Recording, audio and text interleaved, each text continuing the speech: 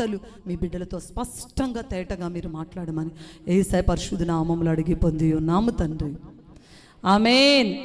హల్లెలూయా, హల్లెలూయా.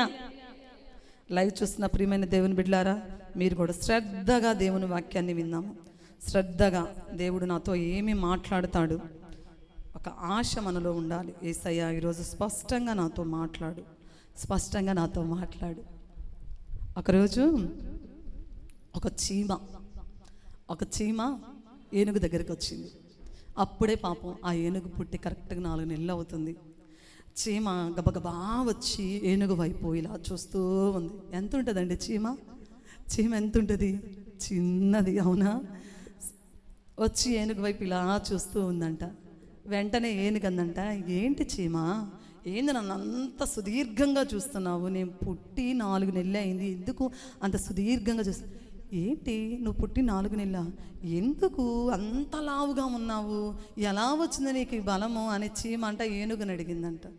వేనుగంట ఆశ్చర్యంగా ఇట్లా చూసి చీమ వైపు ఇట్లా చూసి కిందకి, హార్లిక్స్ బూస్ట్ అన్నీ కలేసుకొని తాగాను, అందుకనే ఇంత లావునయ్యాను అని చెప్పిందంట.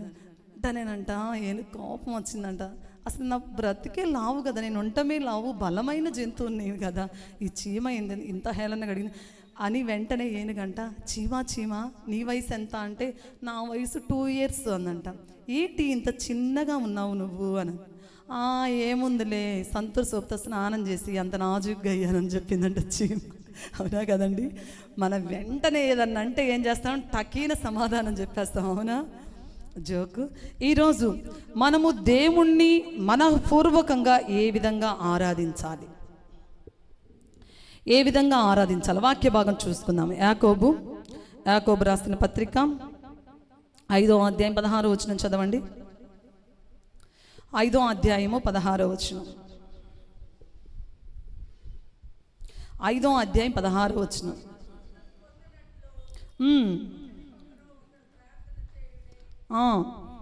మీరు స్వస్థత పొందునట్లు ఒకని కొరకు ఒకడు ప్రార్థన చేయుడి. నీతిమంతుని విజ్ఞాపన మనఃపూర్వకమైనదై బలము గలదై యుండును. నీతిమంతుని విజ్ఞాపన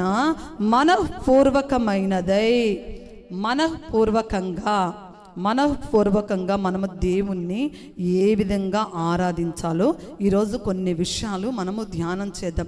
ఇక్కడ మనం చూసినట్లయితే ఏలియా మన వంటి స్వభావం గల మనుష్యుడే, అవునా కాదండి? ఏలియాకి ఏమన్నా ప్రత్యేకమైన రెక్కలు ఉన్నాయా? ప్రత్యేకమైన ఆకారం ఏమన్నా ఉందా? మనలాగే ఒక ముక్కు, 2 కళ్ళు, 2 చెవులు, 2 చేతులు, 2 కాళ్ళు, బాడీ, ఒక తలే, అవునా? ఏలియా మన వంటి స్వభావము గల మనుష్యుడే. అయితే ఆయన నీతిమంతుడు, ఆయన ప్రార్థన చేస్తే 3 సంవత్సరాలు ఏమైందండి? వర్షం ఆగిపోయింది. మరలా ప్రార్థన చేశాడు, దేనికోసం? వర్షం కోసం. మరలా ఏమైంది? వర్షం పడింది. అంటే నీతిమంతుని విజ్ఞాపన మనఃపూర్వకమైనదై బహుబలము గలదై ఉండును. అనగా నీతిమంతుడు చేసే ప్రార్థన దేవుడు ఆలకిస్తాడు. ఎందుకు ఆలకిస్తాడు అంటే నీతిమంతుని ప్రార్థన బహుబలము గలదై ఉంటుంది. నీతిమంతులముగా మనము తీర్చబడినప్పుడు, నీతిమంతుల జాబితాలో మనము దేవుడు ఉంచినప్పుడు, నీతిమంతులుగా మనం జీవిస్తూ ఉన్నప్పుడు దేవుని సన్నిధిలో మనం ఏదైతే ప్రార్థన చేస్తామో ఆ ప్రార్థన దేవుడు ఆలకిస్తాడు. అదే ఏలియా ఇక్కడ మన వంటి స్వభావం గల మనుషుడే. అయితే ఏలియా నీతిమంతుడు కనుక, దేవుని పట్ల ప్రేమ కలిగిన వ్యక్తి కనుక ఏలియా ప్రార్థనను దేవుడు ఏం చేస్తాడు? ఆలకించాడు. తన బిడ్డలు ఏది ప్రార్థిస్తే దేవుడు ఆ ప్రార్థన ఏం చేస్తాడు? సఫలీకృతం చేస్తాడు. మనఃపూర్వకంగా మనం ప్రార్థన చేయాలి. మనస్సు పూర్తిగా హృదయపూర్వకంగా మనము దేవుని సన్నిధిలో ప్రార్థన చేస్తే ఆ ప్రార్థన దేవునికి చాలా ఇష్టమైనదిగా ఉంటుంది. అది చాలా ఇంపైనదిగా ఉంటుంది. అది చాలా సువాసన కలిగినదిగా ఉంటుంది.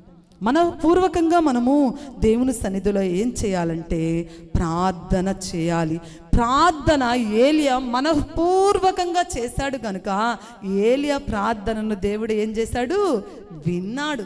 ఈరోజు ఈ ఉపవాస ప్రార్థనకు వచ్చిన నీ ప్రార్థన కూడా దేవుడు వినటానికి ఎలా ఉన్నాడండి? సంసిద్ధముగా ఉన్నాడు. అయితే గొప్ప కార్యాలు చేసే గొప్ప దేవుడు పరిశుద్ధ బైబిల్ గ్రంథంలో మనస్ఫూర్తిగా చేయవలసిన కొన్ని విషయాలు, మన ప్రార్థన కూడా దేవుడు వినాలి, మన ప్రార్థనను సఫలీకృతం చేయాలి, మన ప్రార్థనను అంగీకరించి గొప్ప కార్యాలు చేయాలంటే మనము ఎలాంటి మనఃపూర్వకమైన కార్యాలు చేయాలో బైబిల్ గ్రంథం నుండి ఒక 4 విషయాలు ధ్యానం చేద్దాం. మనస్ఫూర్తిగా మనం చేయవలసిన కొన్ని 4 విషయాలు. మొదటిది చూడండి, ఏవేలు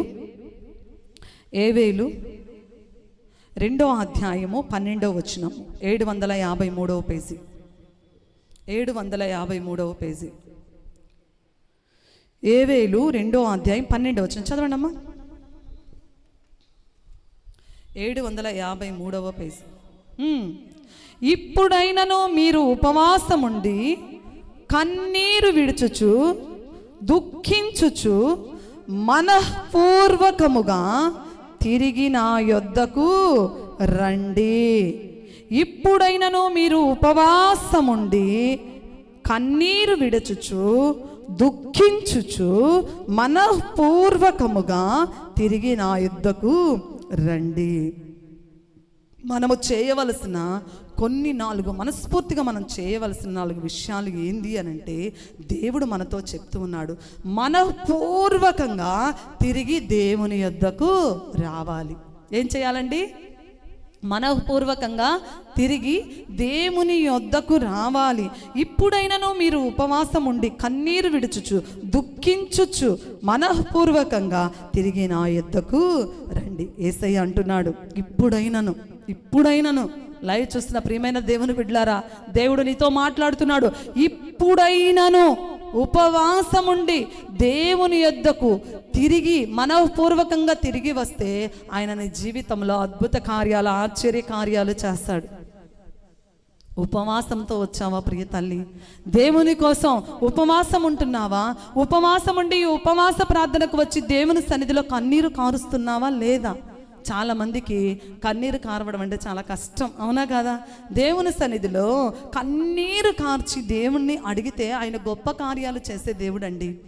మన బిడ్డలు మన దగ్గరకు వచ్చి మమ్మీ నాకు ఒక బొమ్మ కొనిపి అంటే మనం ఏం చేస్తాం? ఫస్ట్ ఇప్పుడు కాదు నాన్న, ఇంతవరకు జీతమే రాలేదు మనకి, ఇప్పుడు కాదు అని అంటాం. అదే వాడు 2 సార్లు అడిగి 3వ సారి వచ్చి మన దగ్గరికి వచ్చి మమ్మీ నాకు కొనిపివా అని చెప్పి కళ్ళ నిండా నీళ్ళు పెట్టుకుంటే మనం ఏం చేస్తాము? వెంటనే భర్తతో వెళ్ళి బిడ్డకి ఇప్పుడు తెస్తావా లేదా? వాడు ఏడవగానే నా హృదయం ఏమైంది? బాధ కలిగింది, నా హృదయంలో వేదన కలిగింది. నా బిడ్డ ఒక బొమ్మే కదా అడుగుతుంది అని చెప్పేసి మనం ఏం చేస్తాం? వెంటనే వెళ్ళి మన దగ్గర అయినా మనం దాచుకున్న డబ్బులతోనైనా మనం ఏం చేస్తాం? బిడ్డకు బొమ్మను కొనిస్తాం. నీవు ఉపవాసం ఉండి దేవుని సన్నిధికి వచ్చావు, ఉపవాసంతో దేవుని సన్నిధికి కన్నీరు కారుస్తున్న కన్నీరు వ్యర్థమైపోతుంది అనుకుంటున్నావా ప్రియ తల్లి? వ్యర్థము చేసే దేవుడు కాదు. నీ కన్నీరును ఆయన ఏం చేస్తాడు? తన కవిలలో దాచుకునే గొప్ప దేవుడు, ఆయన పుస్తకములో దాచుకునే గొప్ప దేవుడు. కన్నీటితో మన యేసయ్య పాదాలను కానీ తడిపితే ఆయన మన కన్నీటిని ఏం చేస్తాడో చూసి నీ కన్నీటిని ఆయన ఏం చేస్తాడు? నాట్యముగా మార్చే గొప్ప దేవుడు. ప్రియ తల్లి, చాలామంది ఇట్టి దినాల్లో చాలామంది దేవుని సన్నిధిలో కన్నీరు కార్చలేకపోతున్నారు, అవునా కాదా? వస్తున్నారు, ఎందుకు వస్తున్నారో అర్థం కావటం లేదు. ఎందుకు దేవుని మందిరానికి వస్తున్నావు? ఏ ఆలోచనతో వస్తున్నావో ఒక్కసారి నీ మనస్సాక్షికి అడుగు. ఏ ఆలోచనతో దేవుని సన్నిధిలోకి వచ్చి గొప్ప కార్యాలు పొందుకొని వెళ్ళాలని వస్తున్నావా? ఏదో రావాలి కానీ వస్తే ఏదో టైం పాస్ జరుగుతుంది అని వస్తున్నావా? ప్రియ తల్లి, ఉపవాసం ఉండి దేవుని సన్నిధిలో కన్నీరు విడుచుచు దుఃఖించుచు మనఃపూర్వకంగా యేసయ్య అంటున్నాడు, తిరిగి నా యుద్ధకు రండి, నా యొద్దకు వచ్చు వారిని నేను ఎంత మాత్రమును త్రోసివేయను.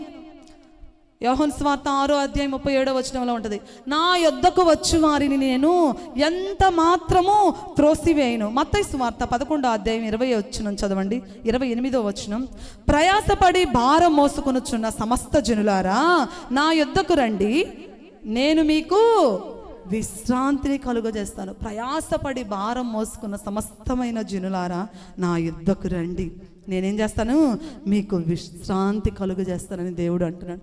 తన యుద్ధకు వచ్చు వారిని ఆయన ఎంత మాత్రమును త్రోసివేసే దేవుడు కాదు. ఒక్కోసారి బంధువుల దగ్గరకు మనం వెళ్తాం, అవునా కదండి? బంధువులు మనల్ని ఏం చేస్తారు, ఒక్కోసారి ఇష్టం లేకపోతే, అమ్మ ఇప్పుడు కాదమ్మా, అర్జెంట్ ప్రయాణం ఉంది, అది ఇప్పుడే మాకు కాల్ అందింది, నువ్వు వస్తున్నావని మాకు తెలియదు, ఇప్పుడే కాల్ అందింది కనుక నేను వెళ్ళిపోతున్నానని ఏం చేస్తారు, మనుషులు వెళ్ళిపోతారు. కానీ యేసయ్య వెళ్ళిపోయే దేవుడు కాదు. తన యుద్ధకు వచ్చు వారిని ఆయన త్రోసివేసే దేవుడు కాదండి.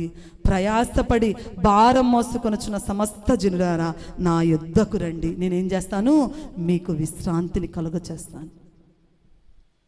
ఈ ఉపవాస ప్రార్థనలో దుఃఖంతో వచ్చావేమో, దేవుడు అంటున్నాడు, ఏ ప్రయాసతో వచ్చావో, ఏ దుఃఖముతో వచ్చావో, ఏ బాధతో వచ్చావో, ఏ వేదనతో వచ్చావో, ఏ కన్నీటి అవస్థతో వచ్చావో ఈ ఉపవాస ప్రార్థనకు ఆయన అంటున్నాడు, నేను నీకు విశ్రాంతిని కలుగచేస్తాను, నీ బాధలన్నిటిని తీరుస్తాను, నేను నీకు విశ్రాంతిని కలుగజేస్తానంటే నీ భారాన్ని నేను పంచుకుంటాను, నీ భారాన్ని నేను పంచుకుంటాను. మనుషులు నీ భారాన్ని పంచుకోకపోవచ్చు, నీ భర్త నీ భారాన్ని పంచుకోకపోవచ్చు, నీ భార్య నీ భారాన్ని పంచుకోకపోవచ్చు, నీ కడుపున పుట్టిన నీ బిడ్డలు నీ భారాన్ని పంచుకోకపోవచ్చు. యేసయ్య అంటున్నాడు, నీ భారాన్ని నేను పంచుకుంటాను, నేను నీకు విశ్రాంతిని కలుగచేస్తాను. ఏ సమస్యతో వచ్చావో ఈ ఉపవాస ప్రార్థనకు దేవుడు నీతో స్పష్టంగా మాట్లాడుతూ ఉన్నాడు, నా యుద్ధకు రా. ఎందుకు మనుషుల యుద్ధకు పోయి చులకనవ్వడం ఎందుకు? మనుషుల యుద్ధకు వెళ్ళి అగౌరవాన్ని పొందుకోవడం ఎందుకు? శ్రమలో, కష్టాలలో, బాధలలో, ఇరుకులో, ఇబ్బందుల్లో, కన్నీటి అవస్థల్లో, వేదనలో రా నా యుద్ధకు, నేను నీకు విశ్రాంతి కలుగజేస్తాను, నీకు నెమ్మదిని ఇస్తాను, నీకు సంతోషాన్ని ఇస్తాను, నీకు ఆహ్లాదకరమైన వాతావరణం నీ గృహంలో నేను నింపుతానని దేవుడు స్పష్టంగా చెప్తున్నాడు. చాలాసార్లు మనము కృంగిపోతాము, వేసారిపోతాము. అందుకనే దేవుని వాక్య భాగం సెలవిస్తుంది. యెషయా గ్రంథము 55వ అధ్యాయము 3వ వచనం. యెషయా గ్రంథము 55వ అధ్యాయం 55వ అధ్యాయం 3వ వచనం చదవండి.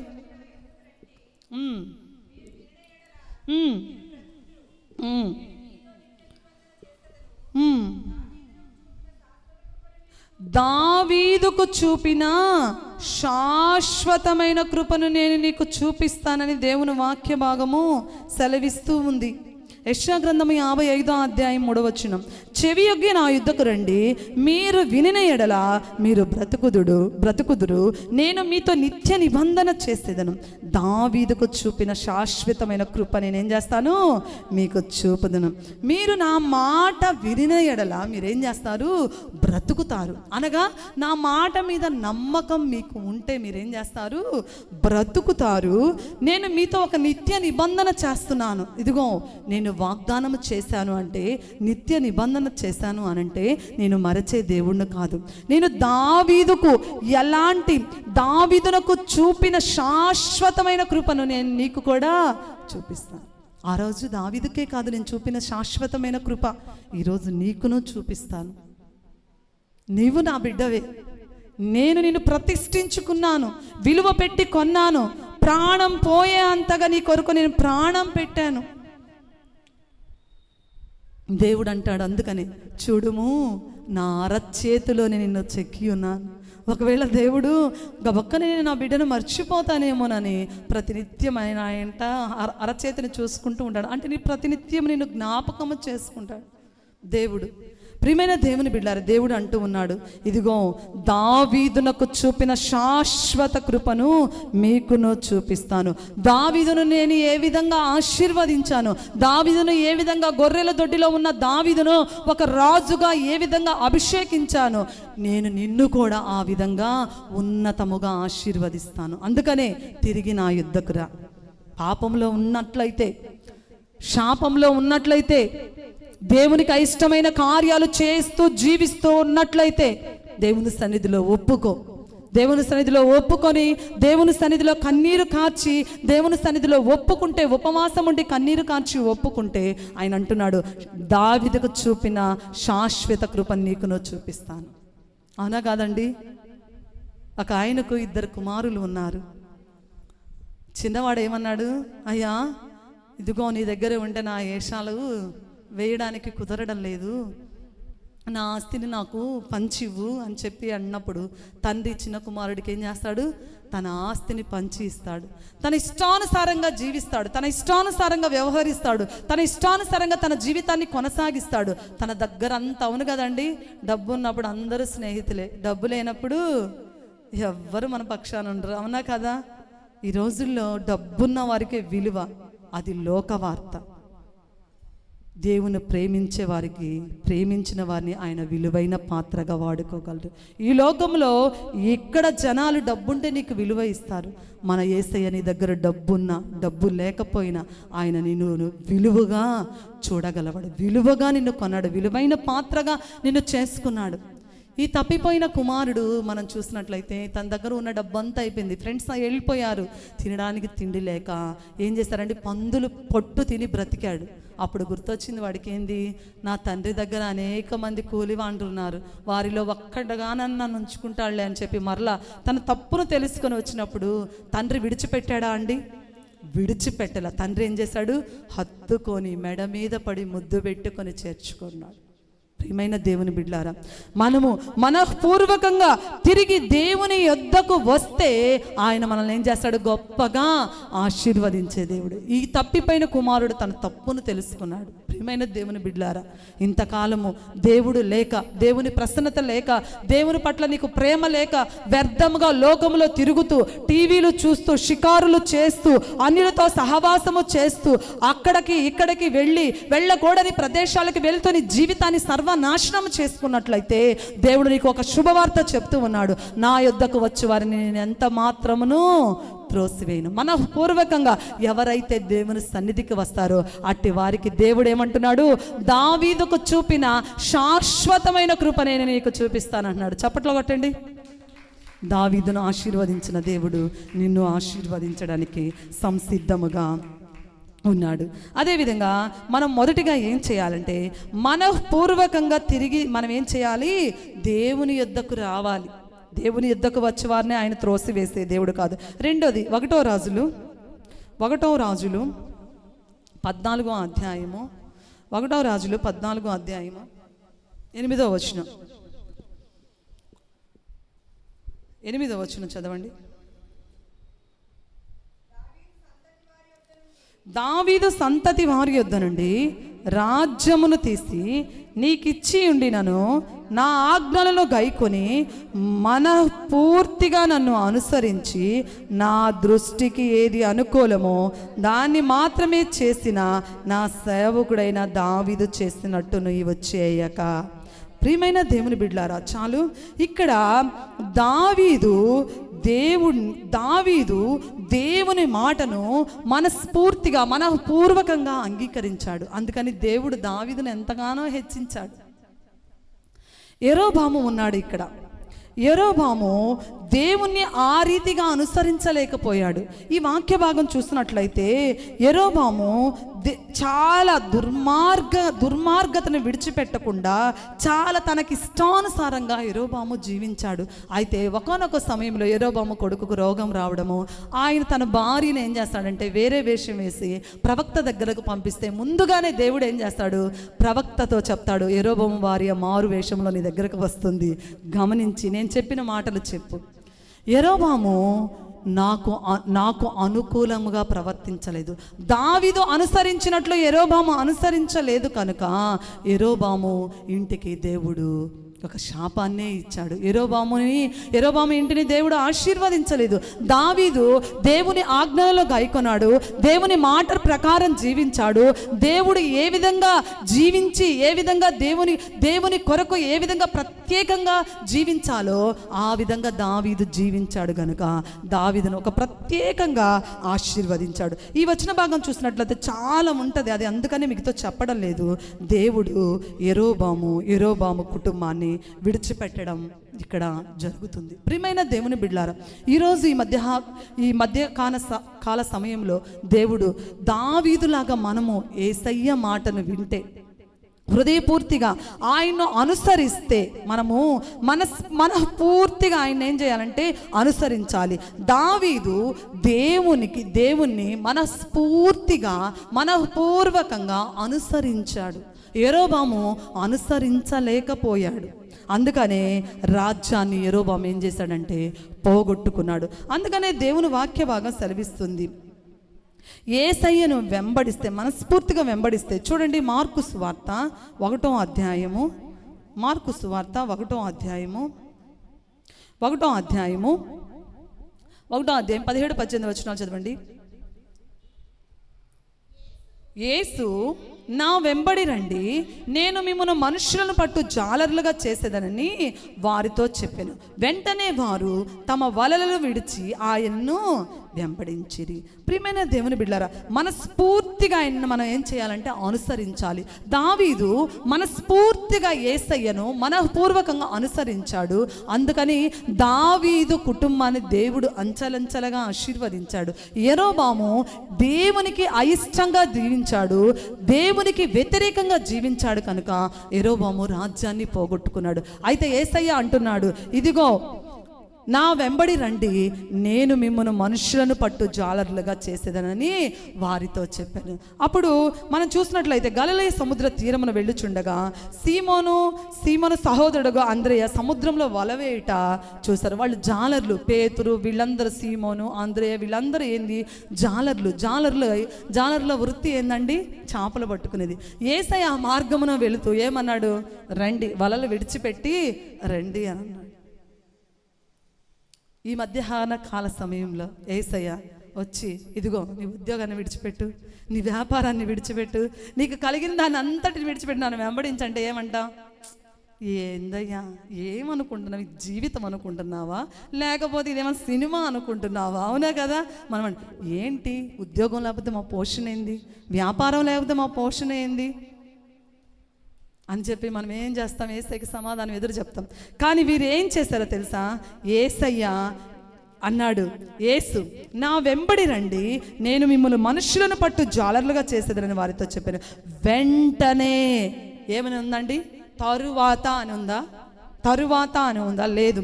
వెంటనే వారు తమ వలలు విడిచి ఆయనను వెంబడించిరి. వెంటనే తమ భార్యల విషయమై ఆలోచించలేదు, తమ బిడ్డల విషయమై ఆలోచించలేదు, తమకు కలిగిన సంపదను వదిలిపెడితే నా జీవనధారం ఎలా, ఈ వలలు వేసుకొని చేపలు పట్టి వాటిని అమ్ముకుంటేనే మా కుటుంబాలు గడిచేది, అలాంటిది ఆ వలలనే విడిచిపెట్టి ఈయన ఏం చేయమంటున్నాడు? మాతో రమ్మంటున్నాడని ఆలోచించలేదు. సజీవుడైన యేసయ్య, నేనే మార్గము సత్యము జీవము అని పలికిన యేసయ్య, సృష్టిలో శూన్యాన్ని సృష్టించిన గొప్ప దేవుడు, ఆయనే రమ్మంటే ఇవెంత, ఆయనతో వెళ్దామని వాళ్ళు ఏం చేశారు? తమ వలలను విడిచిపెట్టి వెళ్ళారు. ఇప్పుడు మనం చూసినట్లయితే విజయవాడలో భయంకరంగా పరిస్థితి ఉంది, ఖమ్మంలో భయంకరమైన పరిస్థితి ఉంది. పాస్టర్ గారు ఏం చేశాడు? బుధవారం అనౌన్స్ చేశాడు బైబిల్ స్టడీలో, ప్రత్యేకమైన ఒక పెట్టాం ప్రత్యేకం కూడా. ఇట్లా మేము వెళుతున్నాం విజయవాడ, మీరు వచ్చేవాళ్ళు రండి, సహకరించేవాళ్ళు సహకరించండి అని చెప్పేసి ఏం చేశాడు? ఒక పోస్ట్ కూడా మేము విడుదల చేశాం. ఆ తర్వాత మరల పాస్టర్ గారు ఏం చేశాడు? స్త్రీల సమాజంలో కూడా చెప్పాడు, రండి, రాగలిగిన వారు రండి, సహాయం పరిచర్య చేయగలిగిన వారు చెయ్యండి అని చెప్పి పదే పాస్టర్ గారు ఏం చేశాడు? అనౌన్స్ చేశాడు. కొన్ని గృహాలకు కూడా వెళ్ళగలిగాడు కొంత వర్షంలో. తర్వాత వాతావరణం అనుకూలించలేదు. చాలామంది ఏమన్నారు? మీరు వెళ్తే వెళ్ళండి అమ్మా, వరదల్లో కొట్టుకొని పోండి, మేము మాత్రము రాము. ఇంకొందరు మంది ఏమన్నారో తెలుసా? అమ్మో మా భర్త వస్తున్నాడు, నేను రానమ్మా, ఎందుకు, మా భర్త పోయినా నేను బ్రతుకుంటాలే అని. అవునా? చాలామంది రాలేదు. దేవుని మహాకృప, దేవుడు మాకు తోడుగా ఉండి మేము కొంతమంది వెళ్ళాము. నేను కొంచెము ఆ బ్రిడ్జి, ఆ వంతెన ఎక్కేటప్పుడు నేను కొంచెం భయపడ్డాను. కానీ యేసయ్య నువ్వు ఉన్నావు, పట్టుదలతో వచ్చాను, అన్ని త్యజించుకొని వచ్చాను, దాటుతాను. ఆ క్షణానికి కళ్ళు గట్టిగా మూసుకుని అక్కడే ట్రాఫిక్ జామ్ అయింది. ఎంత భయమో, ఎటు చూసినా వరద ప్రవాహం, చాలా భయం వేసింది. కానీ యేసయ్య నువ్వు ఉన్నావు, భయం, ఇంకా భయం లేదు. ధైర్యంగా వెళ్ళాము. చక్కగా అక్కడ వారికి ఇవ్వవలసినవి ఇచ్చి, చాలామంది అండి మేము వెళ్ళగానే ఒక అబ్బాయి గబగబ పరిగెత్తుకుంటూ వచ్చి, ఒక మధ్య వయస్కుడు గబగబ పరిగెత్తుకు, అంకుల్ ప్యాకెట్ తీసుకోండి అని నేనంటే ఏమన్నాడంటే, అమ్మ ముందు ఒక గొక్క వాటర్ ఇవ్వమ్మా, ఒక గొక్క గొంతు తడుపుకోవడానికి అన్ని వాటర్ ఇవ్వ ముందు, తర్వాత అన్నం. అంటే వారికి అన్ని వాటర్ కూడా దొరకటలేదు, బురద. ఇంకొక ఆమె సిచ్యువేషన్ చూసినట్లయితే ఆ మురికి నీళ్ళలోనే బట్టలు ఉతుక్కుంటుంది. నాతో వచ్చిన వాళ్ళు కూడా ఏడ్చారు, చాలామంది ఏడ్చారు. అంత దయానికమైన పరిస్థితి. వాళ్ళకి అందరికీ చక్కగా సాహసంతో దేవుని ప్రేమతో వెళ్ళి అందరికీ ఇచ్చి వచ్చాము. కానీ ఇప్పుడు ఏమడుగుతున్నారు, మాకు చెప్పలేదేంది, ఇది మా ఇంట్లో మా డానీ పెళ్ళా, మా నోవా పెళ్ళా, బొట్టుని ఇంటికి వెళ్ళి చెప్పడానికి? అవునా కాదండి? అట్లయితే చెప్తాము, అవునా? ఇది అందరూ చేయవలసిన పని, ఇది దేవుని పని. దేవుని ప్రేమను పంచడానికి వెళ్ళాం. నాకే చెప్పలేదు, మాకు చెప్పలేదు, ఎవరికి చెప్పాలి? సంఘంలో అనౌన్స్ చేస్తాను, సంఘ కార్యక్రమాలకు రాకపోవడం నీది తప్పు. ఎవరిని క్వశ్చన్ చేస్తామండి మనం? అవునా? నీలో దేవుని ప్రేమ ఉంటే, నీలో దేవుని ఓర్పు ఉంటే, నీలో దేవుని పట్ల మనఃపూర్వకమైన ప్రేమ ఉంటే, మనస్ఫూర్తిగా నువ్వు దేవుని ఆరాధిస్తున్నావు అని అంటే ప్రతి కార్యక్రమానికి నువ్వు అటెండ్ అవుతావు. అవునా కాదా? బైబిల్ స్టడీకి అటెండ్ అవుతావు, స్త్రీల సమాజానికి అటెండ్ అవుతావు, విజ్ఞాపన ప్రార్థనకు అటెండ్ అవుతావు, ఆదివారం ఆరాధనకు. ఓన్లీ ఆదివారం ఆరాధనకు వచ్చి వెళుతున్నావు అంటే నీది నామకార్థ భక్తి. ఏదో రావాలే వస్తున్నానులేని వచ్చి వెళ్ళిపోతున్నావు. ఎలా గొప్ప కార్యాలు! దానికి తోడు చేసిన వారికి చంపదెబ్బలు. అవునా కదా? కానీ వీటన్నిటిని మనం పట్టించుకోకూడదు పరిచర్యలో. ఇక్కడ యేసయ్య మీ వలలను విడిచిపెట్టి రండి అనగానే ఏం చేశారండి శిష్యులు? వలలను విడిచిపెట్టి వెంటనే ఏం చేశారు? ఆయన్ను వెంబడించారు, ఆయన్ను అనుసరించారు. దేవుణ్ణి అనుసరిస్తున్నావా? దేవుని వెంబడించి జీవిస్తూ ఉన్నావా? దావీదు దేవుణ్ణి వెంబడించాడు, దావీదు దేవుణ్ణి అనుసరించి జీవించాడు. ప్రభువును అనుసరించుటలు, ఆయన వెంబడించుటలో మనస్ఫూర్తిగా మనం ఉన్నట్లయితే ఆయన మన కుటుంబాలను ఎంతగానో, ఎంత గొప్పగానో వృద్ధి చేయగల సమర్థుడు. మూడోది చూద్దాం. ఎఫెసీలకు మనఃపూర్వకంగా తిరిగి మనం ఏం చేయాలండి? మొదటిగా దేవుని యొద్దకు రావాలి. మనస్ఫూర్తిగా మనం ఏం చేయాలి? ఆయన్ను అనుసరించాలి. ఆయన యొద్దకు రావాలి, ఆయన అనుసరించాలి. మూడోది ఎఫెసీలకు రాసిన పత్రిక 6వ అధ్యాయము, ఎఫెసీలకు రాసిన పత్రిక 6వ అధ్యాయము 6వ వచనం చదవండి.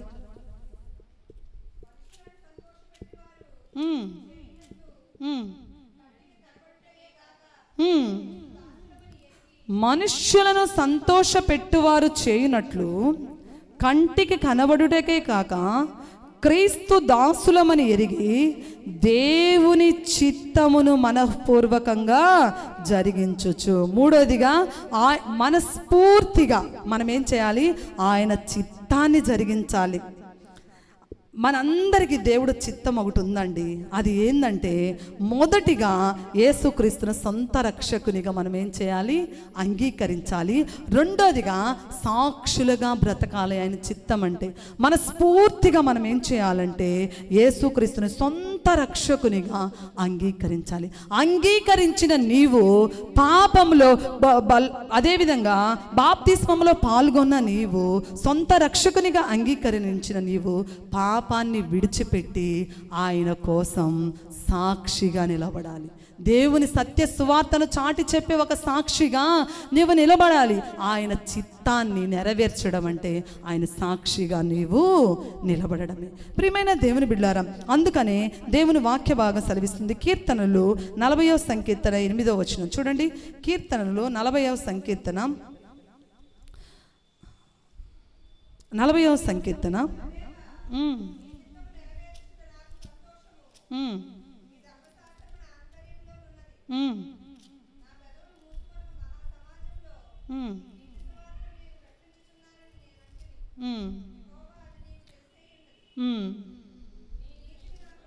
చదవండి.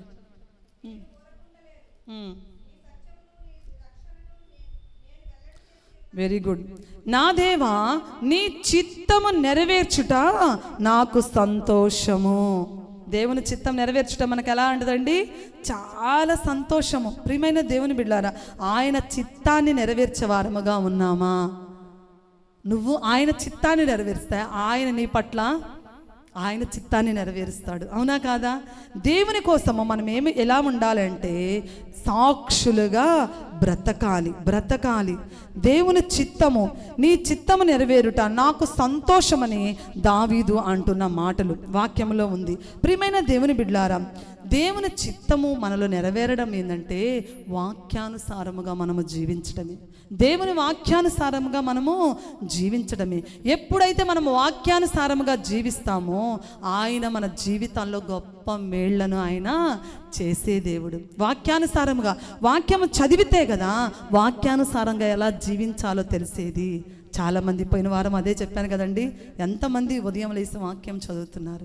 వాక్యము మనం చదివినప్పుడు నీవు నీ జీవితంలో ఎలా జీవించాలి, ఎలా మెలగాలి, ఎలా ప్రేమను పంచాలి, ఎలా ఇతరుల పట్ల గౌరవప్రదంగా ఉండాలి అనేది తెలిసేది. వాక్యమే చదవకపోతే మనలో సహనం ఎక్కడ వస్తుంది, ఓర్పు ఎక్కడ వస్తుంది, మంచితనం ఎక్కడ వస్తుంది, ఇతరుల పట్ల ప్రేమ, జాలి కలిగిన దయ కలిగిన గుణం ఎక్కడి నుంచి వస్తుంది? వాక్యము చదివితే ఆయన చిత్తం మనలో నెరవేరుతుంది. మనస్ఫూర్తిగా ఆయన చిత్తాన్ని మనం ఏం చేయాలంటే నెరవేర్చాలి. ఈ రోజులో మన చిత్తం మనం నెరవేర్చుకోవడమే సరిపోతుంది. అవునా కాదా? చాలాసార్లు అంటాం, నేను ఇంత మంచిగా జీవిస్తున్నా కానీ ఆయన చిత్తం నాలో అసలు జరగడం లేదండి. అవునా కాదా? చాలామంది అంటాం, ఆయన చిత్తం అస్సలుగా జరగడం లేదండి, ఆయన చిత్తం అస్సలుగా జరగడం లేదండి. ఒకసారి ఒక పాప కూడా వాళ్ళ అమ్మ చాలా లేట్గా వచ్చిందంట, స్కూల్ నుంచి వచ్చి ఎదురు చూస్తూ ఉంది. పాప ఎదురు చూస్తూ ఉంది, అమ్మ ఇంకా రాలేదు. చాలా 5కే వచ్చా అమ్మ, 8కి వచ్చింది. రాగానే ఏంటి మమ్మీ ఇంత లేట్గా వచ్చావు అని చెప్పి బాధపడింది. అమ్మ వర్క్ ఉంది ఆఫీస్లో, అందువల్ల లేట్ అయిందని చెప్పింది. తర్వాత మమ్మీ తినడానికి ఏమైనా కావాలి అంటే అక్కడ ఉన్నాయి 2 యాపిల్స్ చిరొకటి పట్టకరా అని చెప్పి మమ్మీ చెప్పింది. చూస్తే 2 యాపిల్ చాలా బాగున్నాయి, చాలా కలర్ఫుల్గా ఉన్నాయి. వెంటనే పాప 2 శుభ్రంగా కడిగింది. మమ్మీ కూడా ఆకలితో ఉంది, లేటుగా వచ్చింది కదా, నాకు ఒకటి ఇస్తుంది అనేలోపు, అనుకునేలోపు, చేయి చాపేలోపు ఆ పాప ఏం చేసింది, 2 1 by 1 2 వెంటనే టకీమని కొరికేసింది. తల్లి చాలా బాధపడింది. నేను ఆకలితో ఉన్నాను కదా, నాకు ఒకటి ఇస్తే బాగుండేది అని బాధపడి ఆలోచించేలోపే ఆ బిడ్డ ఏం చేసింది తెలుసా, మమ్మీ ఇదిగో ఇది చాలా తీయగా ఉంది, ఇది తిను నువ్వు అని చెప్పింది. దేవుడు కూడా చాలాసార్లు మన జీవితంలో తన చిత్తము నెరవేర్చాలి అనుకునే లోపే కార్యం జరగలేదని మనం ఏం చేస్తాం, చాలాసార్లు నిరుత్సాహపడిపోతాము. యేసయ్య శ్రేష్టమైనది ఇవ్వాలని ఆయన చిత్తము, నీ జీవితంలో శ్రేష్టమైనది ఇవ్వాలని ఆయన చిత్తము. మనమే ఒక్కోసారి ఏం చేస్తాము, ఓపిక పట్టలేము. అవునా కదా? ఓపిక అసలు మనకు అస్సలకి అన్ని ఫాస్ట్ ఫుడ్ సెంటర్లో జరిగిపోయినట్టు మనకు అన్ని ఫాస్ట్గా. ఆ బిడ్డ ఇచ్చేలోపే తల్లి కొంచెం చివుక్కుమంది ప్రాణం. కానీ ఆ బిడ్డ ఏం చేసింది, శ్రేష్టమైనది మా మమ్మీకి ఇవ్వాలి.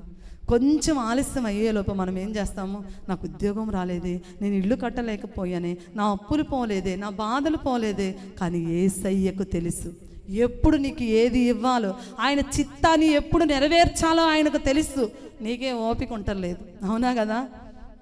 యేసయ్య తన చిత్తాన్ని నీ జీవితంలో చేయాలని ఆశపడే గొప్ప దేవుడు. మనస్ఫూర్తిగా మనం ఏం చేయాలి, ఆయన చిత్తాన్ని ఆయన మనకు చేస్తే మనస్ఫూర్తిగా ఆయన చిత్తాన్ని కూడా మనం ఏం చేయాలి, జరిగించాలి. ఆయన సాక్షిగా నిలబడాలి. ఆయన మన జీవితంలో గొప్ప మేళ్లు చేస్తాడు. ఆయన సాక్షిగా ఈ లోకంలో పాపాన్ని విడిచిపెట్టి, శాపకరితమైన జీవితాన్ని విడిచిపెట్టి ఆయన వెంబడించే జీవితం నీకు ఉండాలి. ఆయనకు వస్తూ సాక్షిగా నువ్వేం చేయాలి, నిలబడాలి. సాక్షిగా నిలబడుతున్నావా? నిన్ను చూసిన వారు ఈ బిడ్డ దేవుని బిడ్డ అని ఒక సాక్ష్యం చెప్పగలుగుతున్నారా? ఈమె ప్రార్థనా పరురాలని గురించి సాక్ష్యం చెప్పగలుగుతున్నారా? ఈయన ప్రార్థనా పరుడని గురించి సాక్ష్యం చెప్పగలుగుతున్నారా? ఈయన మాలో నుంచి ప్రత్యేకింపబడ్డాడు, మాలో ప్రత్యేకంగా జీవిస్తున్నాడని నీ గురించి సాక్ష్యం చెప్పగలుగుతున్నారా? సమాజము, నీ అయిన పోయిన వారు, నీ రక్త సంబంధికులు, వాళ్ళతో చేయకూడని విషయాలన్నీ చేస్తూ ఉన్నావా? ప్రియ తల్లి, దేవుని కోసం ఆయన చిత్తాన్ని నెరవేర్చాలంటే ఆయన కొరకు సాక్షులుగా మనం ఏం చేయాలి, బ్రతకాలి. 4వ లాస్ట్గా మనం చూద్దాం. 1వ దినవృత్తాంతములు 29వ అధ్యాయము. దినవృత్తాంతములు 29వ అధ్యాయము తీయండి. లాస్ట్ అంటే మనకి ఎంత ఇష్టమో, అయిపోయిందమ్మా అని. అవునా? ఇది ఉపవాస ప్రార్థన, ఆదివారం కాదు, ఆరాధన కాదు, మనం ప్రార్థించడానికే వచ్చాము. 1వ దినవృత్తాంతంలో 29వ అధ్యాయము 5వ వచనం చదవమ్మా.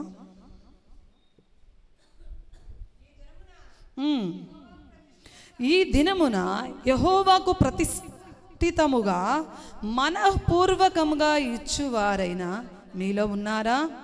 అప్పుడు పితరుల ఇండ్లకు అధిపతులను, ఇశ్రాయేలు గోత్రపు అధిపతులను, సహస్రాధిపతులను, శతాధిపతులను, రాజు పని మీద నియమింపబడిన అధిపతులను కలిసి మనఃపూర్వకంగా దేవుని మందిరపు పనికి 10,000 మణుగుల బంగారమును, 20,000 మణుగుల బంగారు,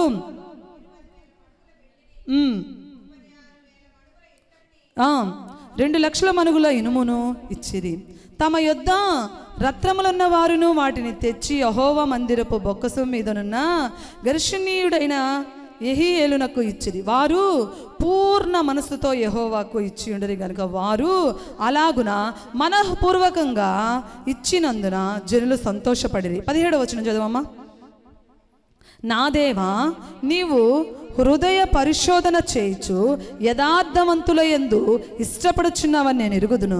నేనైతే యథార్థ హృదయము గలవాడనై ఇవి అన్నీ మనఃపూర్వకంగా ఇచ్చి ఉన్నాను. ఇప్పుడు ఇక్కడ నుండి నీ జనులను నీకు మనఃపూర్వకంగా ఇచ్చుట చూచి సంతోషించుచున్నాను. ప్రియమైన దేవుని బిడ్డలారా, ఇక్కడ దావీదు సర్వ సమాజముతో ఇలాగ సెలవిచ్చినప్పుడు, ఇదిగో నా తరపు నుంచి నేను ఇంత ఇస్తాను, అందరూ తమకు కలిగిన దానిలో ఇచ్చారు. ఏది? దేవుని మందిరము కట్టే విషయంలో. ప్రియమైన దేవుని బిడ్డ, తమకు కలిగిన దానిలో 4వది ఏంటంటే మనస్ఫూర్తిగా మనఃపూర్వకంగా ఆయన మందిరానికి ఇవ్వాలి. దేవుని మందిరమును కట్టే విషయంలో ఆనాటి ప్రజలు దేవునికి ఆయన పరిచర్యకు ఎలా ఇచ్చారంటే మనస్ఫూర్తిగా దేవుని పరిచర్యకు ఇచ్చారు. ప్రియమైన దేవుని బిడ్డలారా, 4వదిగా మనస్ఫూర్తిగా ఆయనకు మనం ఏం చేయాలి? ఇవ్వాలి. దావీదు కూడా మనస్ఫూర్తిగా ఇచ్చాడు. అందువలననే దావీదు దీవించబడ్డాడు. దేవునికి మనం ఇచ్చేది ఎలా ఇవ్వాలండి? మనస్ఫూర్తిగా ఇవ్వాలి. పరిచర్య జరిగేటప్పుడు మనస్ఫూర్తిగా ఇవ్వాలి. చాలామంది ఇచ్చేది ఎన్నెన్ని ఇచ్చారండి. ఇక్కడ లక్షల కొలది, వేల కొలది బంగారం, వెండి, నాణ్యాలు అన్నీ ఇచ్చారు. ఎంతో ఉత్సాహముగా ఇచ్చు వారిని దేవుడు ఎంతగానో ప్రేమించును. ఈరోజు మీకు చెప్తున్నాను, చాలామంది ఆదివారం కవర్ల మీద రాసిస్తారు. ఎందుకండి? దేవునికి తెలియదా? దేవుని వాక్య భాగం ఏం సెలవిస్తుంది? నీ కుడి చేత్తో ఇచ్చేది నీ ఎడమ చేయి కూడా తెలియకూడదు. నువ్వు చేసేది దేవునికి, నీకు తప్ప ఇంక ఎవ్వరికి తెలియకూడదు. చాలామంది ఏం చేస్తారు? గొప్ప కోసం, పేరు కోసం, పలుకుబడి అవన్నీ వస్తాయా మన వెంట? మనకు ఫలానామ 100 రూపాయలు, ఫలానామ 1000. ఎందుకు? నువ్వు ఇచ్చేది దేవునికి తెలియదా? నీ మనసేందో దేవునికి తెలియదా? ప్రియమైన దేవుని బిడ్డలారా, యేసయ్య కానుకలు వేసేటప్పుడు ఎక్కడ కూర్చుంటాడో తెలుసా? కానుకలు పెట్టే దగ్గరే కూర్చోడు. గొప్పవారు లక్షలు అంటే ఇట్లా చూపించేశాడండి. ఒక సేవకుడు చెప్తూ ఉన్నాడు, గొప్పవారంట జేబులో నుంచి కట్టలు తీసి ఇట్లా చూపిస్తూ వేశారండి. కానీ పేద విధవరలు, పేద స్థితిలో ఉన్న ఆమె తన దగ్గర ఉన్న 2 కాసులు తీసి ఏం చేసింది? వేసింది. ఎవరి గురించి చెప్పాడు దేవుడు? ఆమెకు తన కలిగినదంతా వేసింది. 2 కాసులు. ఏ గొప్ప కోసం? అవి కూడా అందరూ చూస్తారని సీక్రెట్గా వేస్తుంటుంది. నాకు తెలిసి నేనైతే ఇమేజ్ చేస్తే సీక్రెట్గా వేసి, అది దేవుడు చూస్తాడు. గొప్పలు మనకెందుకండి? నేను ఇంత ఇచ్చాను అంది వద్దు. దేవుని కోసం మంచిగా చేయి. ఇక్కడ దావీదు కూడా మనస్ఫూర్తిగా ఇచ్చాడు. అందువల్లే దేవుడు దావీదును ఎంతగానో దీవించాడు. మనము కూడా దేవునికి ఎలా ఇవ్వాలి? మనస్ఫూర్తిగా ఇవ్వాలి. మనస్ఫూర్తిగా పరిచర్యను ప్రేమించాలి, ప్రోత్సహించాలి. వస్తున్నాము, వెళుతున్నాము. ఏది నీ ప్రోత్సాహం? ఏది ప్రోత్సాహం? అక్క ఇంత ఉపవాస ప్రార్థన జరుగుతుంది, ఇదిగో పాస్టర్ గారు పరిచర్యను బలపరిచే విధానముగా ఉన్నామా? ఊరకొచ్చి వెళుతున్నామా? ఇక్కడ దావీదును బలపరిచారు. దావీదు మాటకు విధేయత చూపించారు. దావీదు మనస్ఫూర్తిగా ఇచ్చాడు, అందరూ ఇచ్చారు. అందుకని దేవుడు దావీదును ఎంతగానో దీవించాడు. అందుకని దేవుని వాక్య భాగం సెలవిస్తుంది. చూడండి, 2 కొరింథీయులకు రాసిన పత్రిక తీయండి. 2 కొరింథీయులకు రాసిన పత్రిక 8వ అధ్యాయము 1వ వచనం చదవండి. సహోదరులారా, మాసిదోనియ సంఘములకు అనుగ్రహింపబడిన దేవుని కృపను గూర్చి మీకు తెలియజేయుచున్నాము.